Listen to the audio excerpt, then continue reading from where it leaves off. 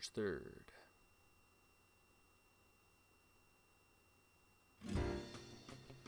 I, Reiji Tokisaka, was drafting a report at my detective agency in the heart of Shinjuku.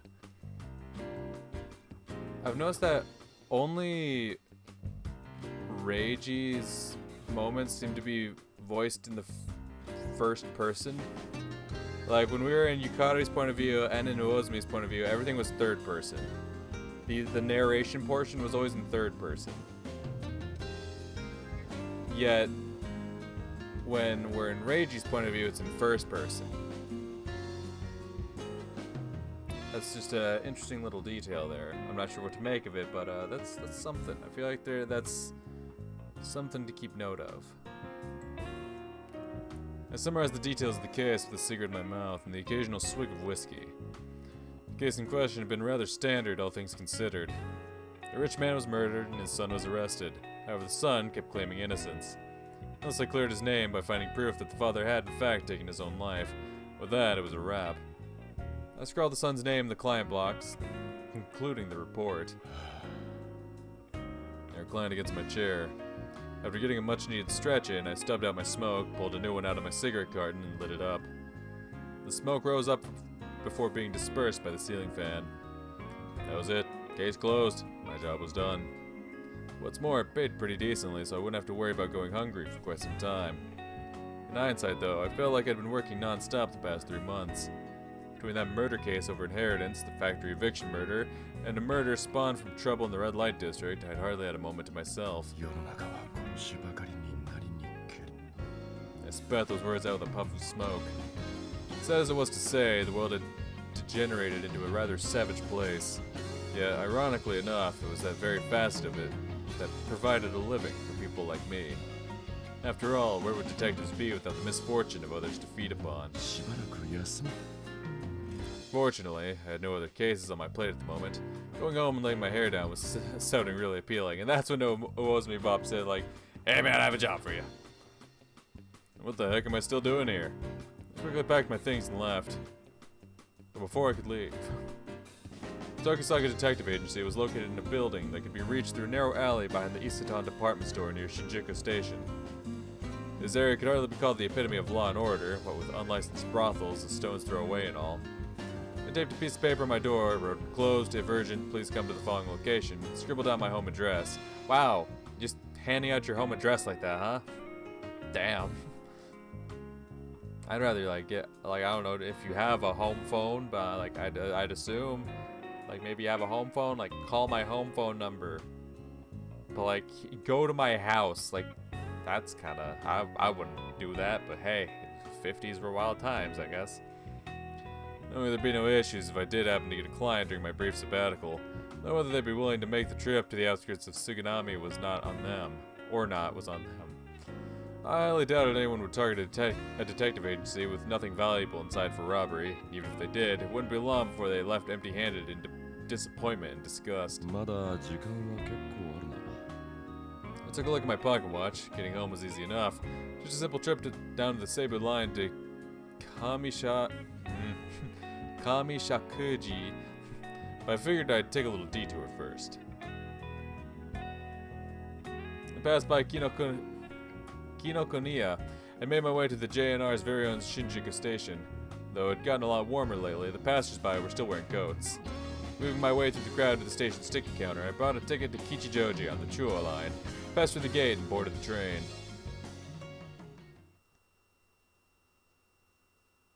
It was already 11 p.m. by the time I reached Kichijoji. After walking through the station's north exit, I passed by the shopping district found on the remains of the black market until I reached my destination. The cafe, Moonworld. A place with pretty good coffee and pastries. I came here quite often, though there were plenty of cafes closer to my agency. The fact that it was run by an old friend of mine played a fairly large part in that. すみません。今日はもう閉店で。Why do you bother with the question marks when we know who she is? Like, is that in the event that I didn't visit Moonworld earlier, or, but then like Uozumi still would have visited Moonworld like at some point, so like, why do you need to pretend like I don't know who this is? Kyoko. あら、時坂くんだったの。 The woman, Kyoko Husky, stopped wiping the counter when she saw my face. You don't need to reintroduce her. This woman, her name's Kyoko Husky. I know I mentioned this, a little bit ago, but just to reinforce the fact, this is... コーヒーもらえるか？今からだと入れ直すのに時間がかかるけど、いいかしら。 Kyoko gestured to an empty coffee pot. 時間がかかるのなら、そうだな。そう？それじゃあ、私ももらおうかな。 Kyoko turned around and pulled a bottle of shochu off the shelf. 飲んでもいいのか？だって、もうお店は閉めちゃっているもの。 Kyoko added some shochu to 2 glasses full of hot water. The twin liquids mixed within. はい。 I took the glass from Kyoko after she emerged from behind the counter. She tried to sit on a stool only to find an apron hanging off of it. あら、あの子、ここに置いていっちゃったのね。あの子。Took the bait and gave in to my curiosity. ええ、この前雇った新しい子。 Oh yeah, I think she might have mentioned that. 住み込みだし、部屋にいるから呼んでくる？いや、今度でいいさ。もう夜も遅いからな。I tipped my glass and gulped down the mild shochu. そう？ Kyoko answered curtly before sipping her own concoction. おいしい。そりゃ、カストリ焼酎とは違うだろうからな。当たり前じゃない。ちゃんとした麦焼酎よ。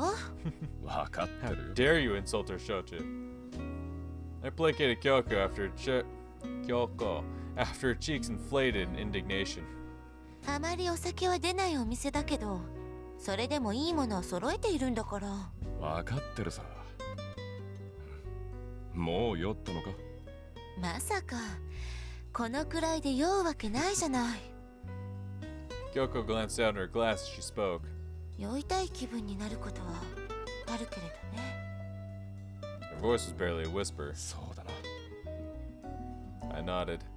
With the shitty hands life kept dealing us, it was only natural to want to drown our sorrows every now and then. まあ、今は忙しくて。 Kyoko acted cheerful, as if trying to weed out the darkness creeping into her heart. That was perfectly fine. It wasn't like I'd come to trade sob stories again. お仕事は順調？そうだな。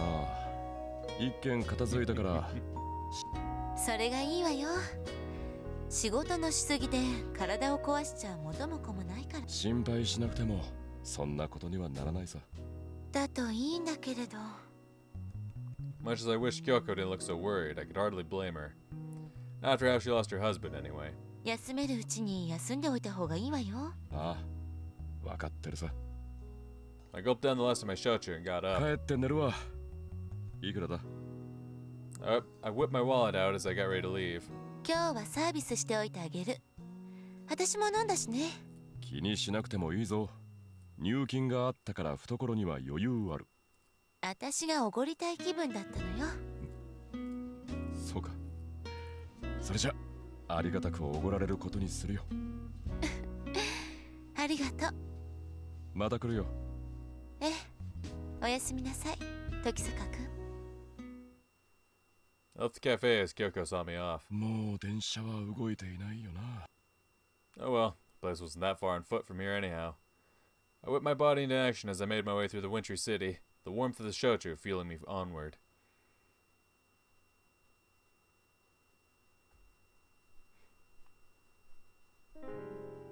I truly did love her. I loved everything about her. Her legs, her hips, her fingers, her head, her eyes, her hair, all of it. She was the perfect specimen who stood tall, well above heights that scum like me could ever dream of reaching. And yet she still deigned to descend down to my level. If only one thing held true in this world, it was that she was there for me. 風が気持ちいいね。 I glanced at the side of her face. She leaned against the fence surrounding the pond, her voice ringing through my ears like a psalm. Her silky smooth hair, obsidian as the night, danced elegantly in the wind. It framed that face as immaculate as a doll's, the beguiling expression of a goddess brimming with vigor. Many a time had I been struck by a fancy to kiss the lips that rested upon that vision of beauty, but I knew I couldn't. After all, neither she nor I was homosexual, and really there was nothing more I feared than incurring her distaste. Ma'am? You can't say you've been struck by the urge to kiss her on the lips and then go, oh, but I'm not gay though. That's not how that works. I can't speak for your friend here, but now lady, I got something that I need to tell you. I have relationships with men and sex with women. That means you're gay. If she ever came to hate me, I would have nothing left. I didn't care if the rest of the world hated me. It was no secret even to myself that my presence was met with disdain by the student body. I was just another face in the crowd, a nobody amidst a gaggle of wealthy heiresses who wouldn't even bat an eye at being called princess. The daughter of a poor pigment refiner could never have hoped to speak as equal to such girls. Day after day, I constantly wondered what I was even doing there. But even that changed once I met her. It finally dawned upon me that fate had brought me into this world solely to meet her. どうしたんだい？ Her voice interrupted my thoughts.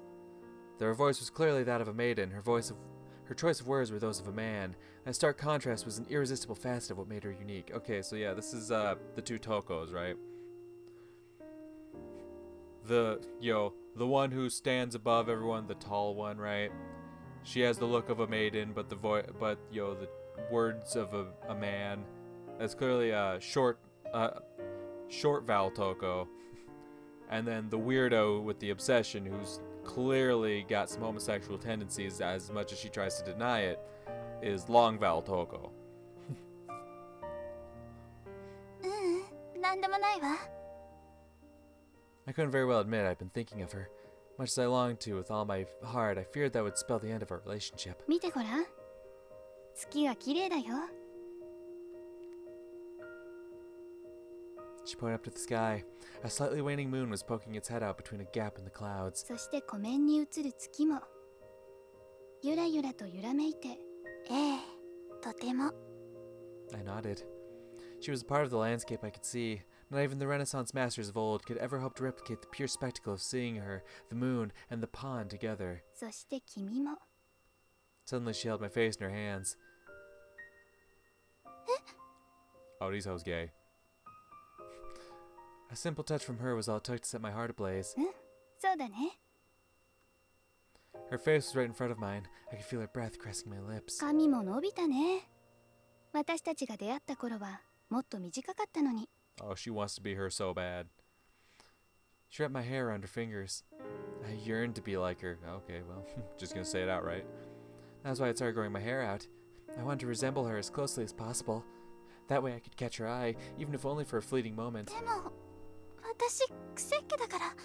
それはいけないな。今度私が使っている洗髪料をあげる Oh か my ら god, 試して not みるとい Toko い。 shampoo. Ah! I shot her face a skeptical look. 嘘をつく意味がないじゃないか。 She smirked, looking every bit as like a mischievous kitten. I wanted to embrace her. I wanted to hold her and feel all that she was, and yet you deny being gay, ma'am? I wanted to know her. そろそろ帰ろうか。 She spontaneously uttered those words of parting. The time would come for the carriage to turn back into a pumpkin. もう少し一緒にいても。 I didn't want to say goodbye. I didn't want her to leave me. I wished for nothing more than to savor the time we had all to ourselves, for the sands in the hourglass to halt so as to perpetuate this moment. 仕方ないな。それでは家まで送っていきましょう。お嬢様。 And with that playful jab, she took my hand and gave me a little peck on the fingers. That simple little gesture drove me to paralysis so profound that I couldn't even so much as look at her in the eye. You're gay.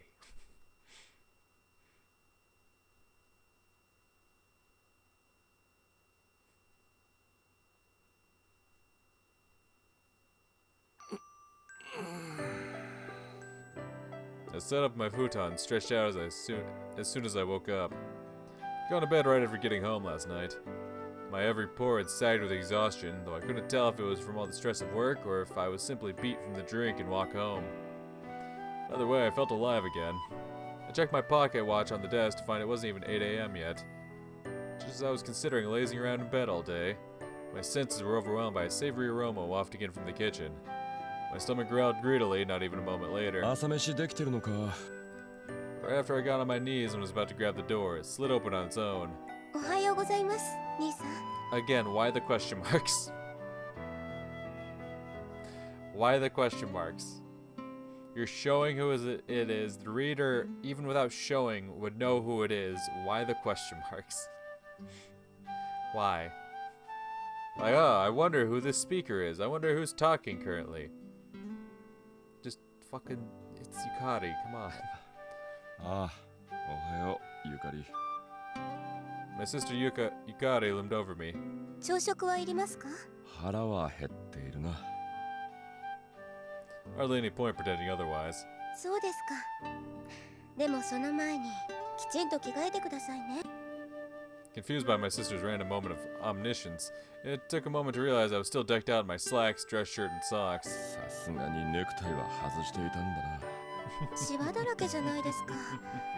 洗濯しますから脱い Hey, でく at だ least さ I い。 took my tie off. Yukari reached for the buttons on my shirt. 自分でするからいいって。 I doubted I'd ever live down the shame of getting stripped by my sister. 兄さんの服はそこにありますから。 Yukari shot a glance at a neatly folded kimono in the corner of the room. 脱いだ服は脱衣所のカゴに入れておいてくださいね。 After saying that, Yukari left me at peace. Had she no shame? As the only family she had left, I gravely feared for her future. I heaved a deep sigh and started changing. Breakfast was already on the table by the time I emerged into the living room clad in my kimono. Warm steam billowed from the sliced salmon and rice. さすがにまだ寒いな。 I huddled my shoulders and sat down. そうですか？ Yukari cocked her head as she carried over some piping hot miso soup. 今朝は随分と暖かいと思いますけど。あんな格好で寝ていたせいかな。かもしれませんね。いや、それほどでもないさ。飯食おうぜ。 I reached for the food to alleviate the momentary concern and anxiety I glimpsed in Yukari's eyes. I didn't have a cold, and I could take a little chill. I broke down the salmon using my chopsticks while flipping through the morning paper with my free hand. 兄さん、食事中ですよ。すぐ済むさ。 A small article in the corner of the paper caught my eye. It concerned a murder. According to the article, a woman's body had been found in Tama Cemetery. What's more, the authorities had yet to successfully identify her despite their best efforts. 相変わらず物騒だな。つい先日も井の頭公園で遺体が発見されたそうですよ。 Yukari's shoulders slumped. 学院でもいなくなった子がいるのに。お前も気をつけろよ。ええ。 It truly was a savage world. Maybe taking Yukari to and from school, at least while I had this time off, would be for the best. To get from here to Obo Girls Academy, Yukari's school, you had to cut across Musashino from Suginami until you reached the edge of Hoya. Though within walking distance, it was a rowdy area, what with all the U.S. soldier residencies along the way. ところで兄さん、お仕事はしばらく休みにするのですか？そうだな。何かあったら別だけど、当分は家で羽を伸ばすさ。 Thanks to the note I'd left, any potential clients would just come here anyway if they had urgent business. そういうことでしたら、事務所の掃除は行かなくとも良さそうですね。まあ、そうなるな。 I flashed back to the state of my office, still fairly clean at the moment, if my memory served me right. 家にいらっしゃるのでしたら家事なども。いえ、やっぱり結構です。 Yukari gave up on the idea before she'd even finished voicing it. Not because she was the old-fashioned type who believed chores were a woman's job, mind you. She just didn't trust me, plain and simple. If I had any talent for housekeeping, then I would have been cleaning my office myself, believe me. Not that it was something to be proud of. I didn't know where I'd be without Yukari, I swear. ごちそうさん。お粗末様でした。 Yukari got up after we bowed our heads. 兄さんはこれからどうなさるのですか？書庫にでもこもることにするよ。わかりました。それではお昼ご飯ができたら呼び。 Yukari took the plates and headed off to the kitchen. Guess that's my cue. Our historian parents left a ton of books behind after they passed away. I'd been roosting in this place and perusing anything I could ever...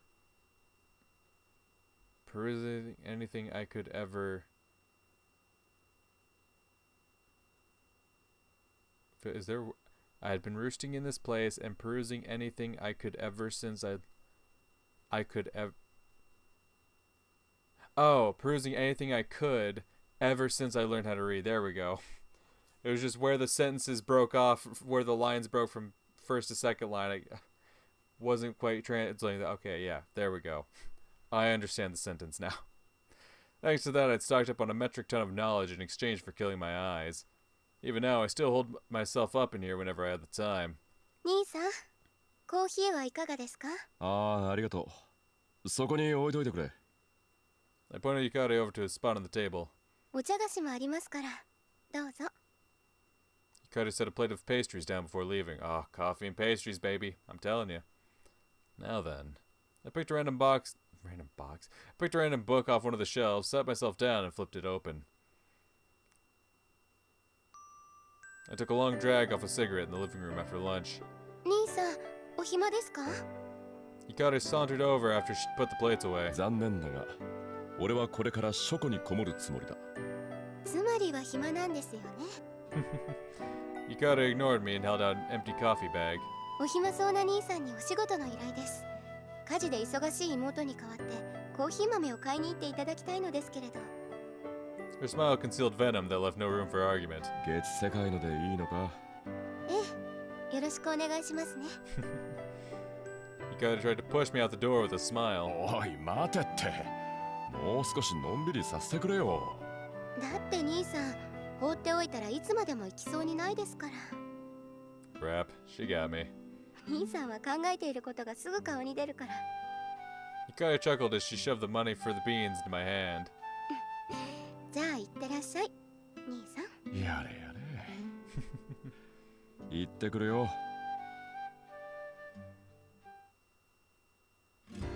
I donned my coat and left the house at Yukari's urging. It wasn't cold enough to see my breath, it was still pretty chilly. I straightened out my collar and huddled up as I made my way over to Moonworld. It was only half an hour from home to Kichijoji Station at a leisurely clip. However, I'd felt a strange presence behind me for some time now. No, ever since I'd left the house. I was being tailed. It seemed my stalker was maintaining a set distance, making sure not to stray too far or too close.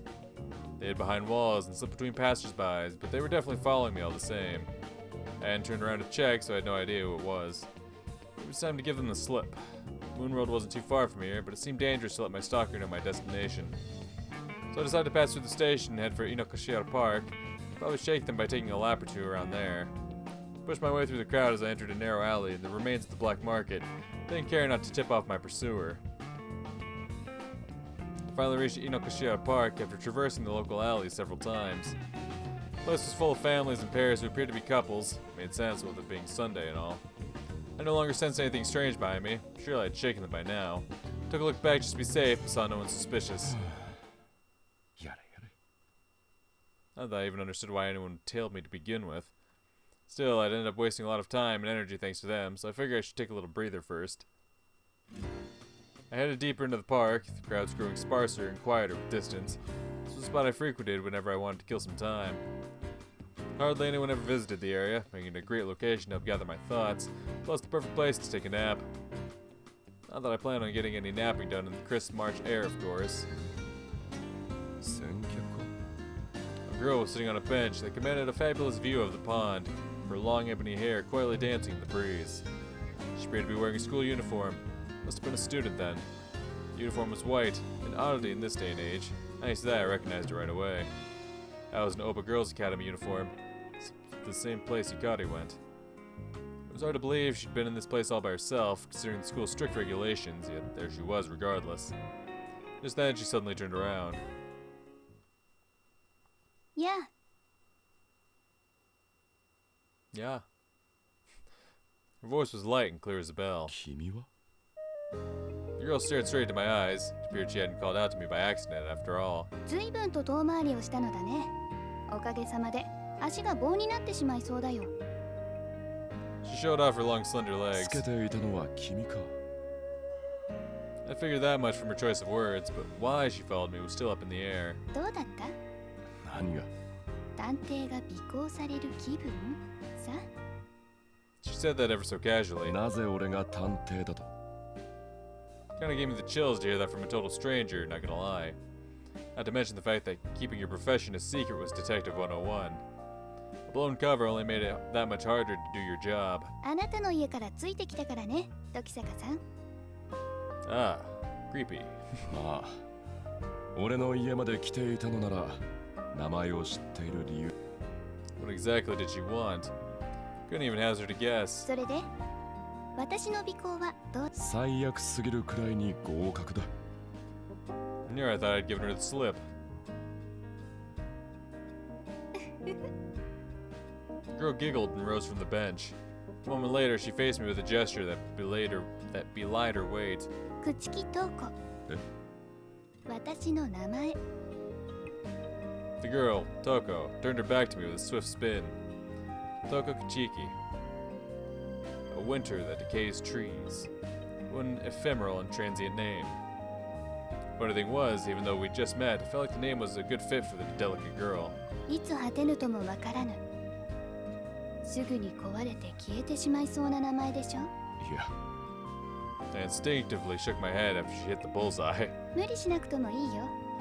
名は体を表すとも言うからね。私にぴったりの名前。 Toko's voice rang like a chime again. Though her choice of words was wanton, her voice was unquestionably a girl's. ところで俺に一体何の用事があるんだ？ I railroaded us back on topic. Felt like I'd fallen into some sort of rabbit hole if I kept humoring her, and I couldn't be having that. 探偵に頼むことなんて一つしかないじゃないか。お仕事の依頼だよ。 Toko mischievously sized me up. Yeah, that was it. Now I knew what she'd reminded me of. A cat. 聞いてる？ああ、もちろん。 It was probably something silly knowing girls their age, but killing some time wouldn't hurt. 探してほしいんだ。何を？私を。本当の。ね。 Wow, okay. That's... Damn. おい。 Toko turned her back to me once again before I could even process those words. 時坂さん。 And with that, she was gone like the wind. The hell was that about? Who just up and leaves someone with an order to find them? Wait, could it be... かくれんぼってことじゃねえよな。 Seemed I had a lot to learn about girls these days. Weird. Since I knew mulling over the girl's request wouldn't get me anywhere, I decided to finish my errand first. I was suddenly greeted by a cute yelp. The voice came from my feet. Okay, what an angle. Oh, I love that face, though. My girl was sprawled out on the floor. 誰？ I'd never seen her before. いらっしゃいませ。 The girl bowed her head, backside still seated firmly in place. Seemed she'd fallen, judging from the tray and drinking glass nearby. 大丈夫かな？申し訳ありません。 I helped her to her feet. The girl started gathering up the tray and drinking glasses. 何か。新しく雇ったって子か。 Kyoko did mention she was enlisting some help, come to think of it. はい。雨宮初音と言います。以後よろしくお願いいたします。よろしく。 She was bowing so low that I couldn't help but do the same. こちらのお席へどうぞ。ありがとう。 Took a seat at the counter at Hatsune's behest inside. Felt like I'd wandered into a moon world from a parallel dimension. 俺はお前からこんな接客されたことない。時坂君は特別だもの。他のお客さんにはきちんとしているわよ。Kyoko flashed me a little scowl from behind the counter. 他の客。ねえ。 I craned my neck and took stock of my surroundings. Hatsune was around cleaning, but otherwise the cafe was deserted as the Mary Celeste. 今はたまたま空いている時間なのよ。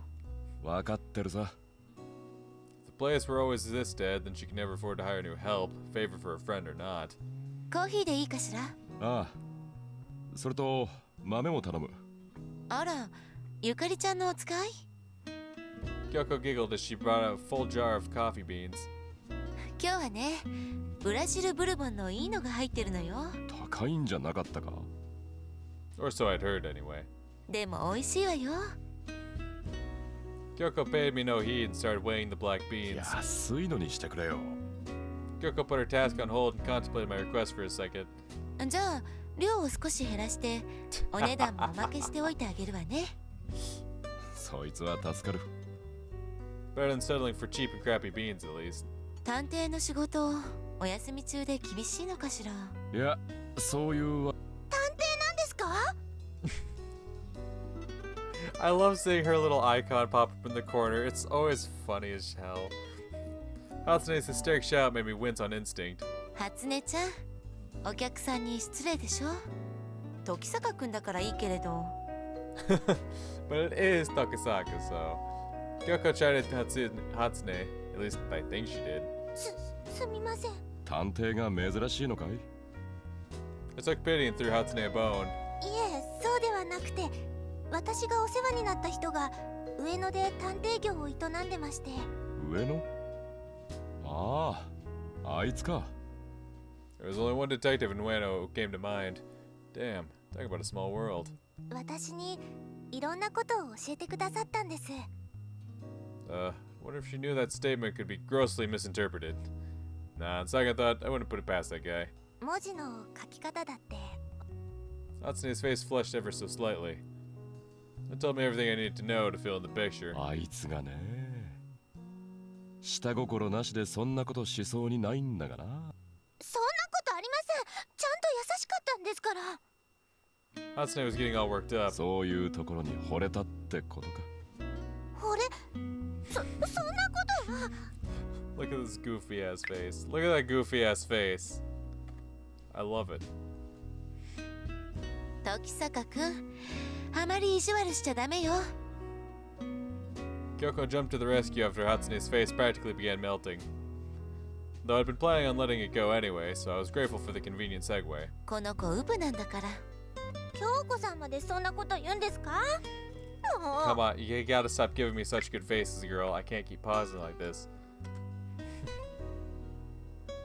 Hatsune inflated her cheeks and started sulking. But man, she knew that guy, huh? やつとはどこで知り合ったんだい？私が以前いたお店に間借りしていたんです。店？ Only one place that fit the bill came to mind. 確か遊郭幸城。時坂くん。Kyoko painfully squeezed my arm. Only then did I realize that I'd said too much. Hatsune hung her head. Aw, I see. So she was... 私は初音は娼婦でした。She shamefacedly looked up and stared me dead in the eyes. でもね、時坂くん。この子はお手伝いだけで、お座敷に上がったこともないから。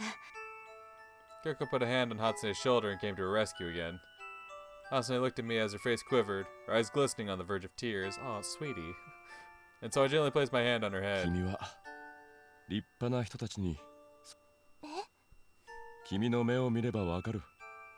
仕事がどうあれ、君は誇りを持ってやっていたんだろう。 Working in a brothel was tough, even if you didn't actually get any customers. Yet I could tell she'd lived with her head held high even in an environment like that. Which was all the more impressive when considering the gruesome incident that had happened there. ほら、なんと言ったかな。宇尺様です。I barely caught the name that escaped her lips. そうそう、宇尺さん。彼女にはいろいろとお世話になってね。That said, our dealings had been strictly limited to the capacity of her other job, an information broker with ties to the criminal 5 underworld. 年前の事件以降は、とんと音沙汰がないけれど。幸城が亡くなった後、宇尺様は私を養子に迎えてくださいました。なるほど。Interesting. Never imagined I'd find an old source's real name in such an odd manner. はい。ですから今は母様です。いい人に巡り会えたようだね。I rustled her hair one more time, only to reach for my coffee to hide the embarrassment swiftly rising to my cheeks. It had gone cold, sadly. ありがとう、時坂くん。Kyoko whispered gratefully into my ear. 俺は何もしちゃいないよ。それどころか、余計なこと。Hell, I should probably be apologizing to her. I turned to Hatsune with that thought in mind. Our eyes met. 掃除に戻ります。 I love that face. Hatsune abruptly turned away, her shoulder-length hair bobbing as she did. あらあら、初音ちゃん照れているみたいね。Kyoko smiled knowingly as she topped off my cup with hot coffee. The sun was setting in the western skies by the time I returned from Moonworld. 寒い。Though that was only natural, it frequently got colder than the souls of men around sunset in March. I huddled up as I hastily retreated indoors. I had suspected what I'd find waiting for me the moment I saw those loafers the size of clown shoes in the entryway. It was true that I considered he might drop by, wouldn't have posted that note on my agency door otherwise. But still, he was crashing my vacation far too early. Oh, Reggie, 邪魔してるぞ. The man sipping coffee on the sofa turned to face me. 何をしに来やがった。 Yozo Ozumi and I were old friends who once worked at the same place. Though I'd quit, he was still there. In other words, he was an active police officer. ご挨拶だな。てめえがあっちを留守になんかしているから、俺が西荻窪組んだりまで来る羽目になっちまったんだろうが。新宿からそれほど遠いわけじゃないだろう。どうせ四六時中吉祥寺に入り浸ってるんだろ。 We exchanged barbs as I sat on the sofa. おかえりなさい兄さん。 Hikari popped out of the kitchen just then, so I took the opportunity to hand over the coffee beans. どうしてこいつを家にあげるんだ。寒いのに外で待っていただくわけにもいかないでしょ。 She placed a steaming cup of coffee in front of me. それに魚住さんはお仕事でいらしたんですよ。兄貴とは違ってよくできた妹だよな。うるさいよ。で、要件は何だ。 I took a sip of coffee and faced Ozumi once more. He wasn't the kind of guy who would ever just come to chat. どうせろくでもない面倒事なんだろう。聞くだけ聞いてやるからさっさと話せよ。お前好みの山だよ。私は席を外しますね。 Sensing our conversation was going to be far from pleasant, Hikari bowed to Ozumi and left the room. 先日な、井の頭公園で女のバラバラ死体が発見された。 I chopped on a cigarette and lit it. Ozumi followed suit, taking out his own smokes. もう一つある。 My hand froze just as I was about to lend him a match. 一昨日か。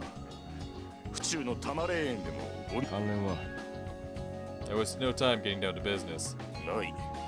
手口が全く異なっている。 Ozumi finally lit his cigarette. 井の頭公園で出たやつは胴体以外、両腕と両足、それに頭だった。霊園のはほぼ全身が残っていたが、遺棄された状態が特殊。どう捨てられて Ozumi wasn't kidding. My heart was throbbing with curiosity. It's only natural he'd know me so well after all the years we'd spent together. 墓地に埋められていた。それだけならともかく、片足だけ地表に出されて火がつけられていた。Oh. Oh. Oh. Ah. I could hear out cigarettes quickly blazing. 何かの見立てか。やっぱり食いついてきやがったか。Ozumi chuckled. だが今のところ何も分かっちゃいねえ。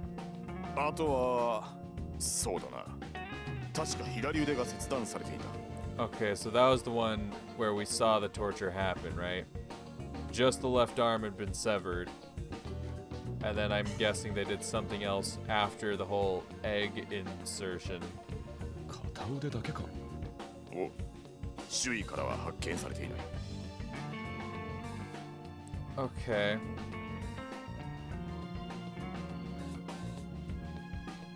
Right. And this all has to do with what we saw in the very beginning, right? Where the person said, yo, they had acquired a torso and 4 limbs but was missing the head.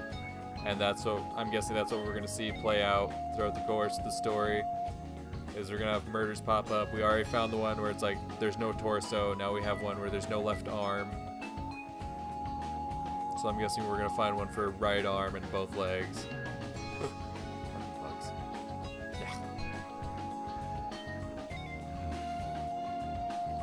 I stubbed out my cigarette and crossed my arms. 2 murders. It was far too hasty to presume they were serial killings. If anything, making that assumption would only limit the scope of suspects. Dangerous move if ever there was one. お前さんには多摩霊園の件を任せたい。おい、魚住。俺はまだ受けるなんて一言も。受けるんだろ。 Ozumi sounded so infuriatingly sure of himself. お前さんが殺しの話で断るはずがねえからな。そんなことねえよ。I knew I was just being a contrarian. Of course I was going to take the case. My brain was already formulating routes of investigation even as we spoke. 動くのは明日からだ。任せたぜ。ああ、Man, it had been ages since I took on such a grisly case. Last time was 6 years ago. I'd failed to apprehend the culprit back then, but I wouldn't make that mistake twice. I'd put this son of a bitch behind bars for those who died, as well as those they'd left behind. After kicking Ozumi out of the house, I had dinner with Yukari before retiring to my room. I heated myself up by the brazier while puffing on a cigarette. My mind was in overdrive, chewing over everything Ozumi had just told me. 足に火がつけられていた。 This was the work of some calling card killer, then what significance did that hold? The closest appropriate idiom I could think of was feet to the fire. Then did that allude to the victim being pressured to do something? No, feet to the fire didn't indicate setting a foot on fire, so that didn't add up. Since I hadn't heard all the details, I didn't know exactly how it had burned. Maybe the way it had been burning was the significant part. Whatever the case, I figured it was best to study all this from another angle for the time being. According to Ozumi, the body's left arm had been severed. Now why was that?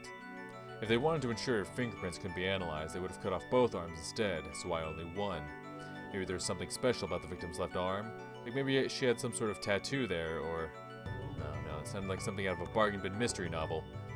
Both actions must have held some sort of significance to the culprit. I was working with far too little information at the moment. Maybe focusing on the dismemberment case instead would prove more fruitful. Now this one was a fair bit easier. Ozumi said she'd been decapitated and hacked limb from limb, which would have made it relatively easy to transport the body. It was likely the killer had dismembered the body post-mortem and then disposed of it. As for the missing torso, well, they probably threw it away somewhere else. This culprit was extremely calm and smart despite the grotesque crime they'd committed. However, though I'd surmised that much, I knew any further speculation would be pointless at present. I could have started poking into the victim's acquaintances if only I knew their identity. But for now, I had no leads on a suspect. 全ては明日以降か。 I'd probably have to go back to slumming in my office again once it did too. Plus, I wanted to get a bath in before that happened. My agency didn't have one, so home was the only place I could take a nice hot soak. And again, there were several soap lands near the office, but, well, I threw a towel over my shoulder and rose to my feet. But man, it was alarming to hear 2 incidents like this had happened in such quick succession so close to home. Was it the work of the same killer, or merely a coincidence? Only 5 kilometers separated the crime scenes as the crow flew. They were close enough for a single culprit to be responsible for both. But they couldn't have carried the corpses. That mean the criminal had a car? Not like that helped narrow down the list of suspects. Tons of people had cars these days. Yeah, screw it. Bath first, thinking later. After getting out of the bath, I returned to my room and warmed myself up by the brazier. Man, was I beat. I took a cigarette carton off my desk and grabbed a smoke. Upon lighting it, I tossed the match into the brazier. I breathed a heavy sigh and puffed out a cloud of smoke. It wasn't Ozumi's job that was on my mind at the moment. No, it was that strange girl I'd met in the park. She'd also hired me for a job of sorts. 自分を探してくれ。 Discover her true self. Could she have meant that psychologically? If so, that was way past my pay grade. She'd be better off asking a philosopher or a doctor. Then again, maybe that was a perfectly natural question to have at that age. 兄さん、そろそろ寝ますね。 Yukari opened the door and poked her head in. ああ、おやすみゆかり。 I turned to her. Momentarily, I considered asking her about the girl I'd bumped into this morning, but thought better of it. Yukari might have known her, since they supposedly went to the same school, but this didn't feel like the right time to ask. And so I tried tackling it from a different angle. なあゆかり。本当の自分を探していると言われたらどう思う？謎かけですか？そうですね。My sister's features softened. 今ここにいる自分は本物の自分ではないという考えでしょうか。今の自らに不満があり、どこかに幸せな本当の自分がいると思っている。Yukari answered as she glanced at the ceiling from time to time. 謎かけだとしたら、もっと答えは簡潔でしょうか。いや、参考になったよ。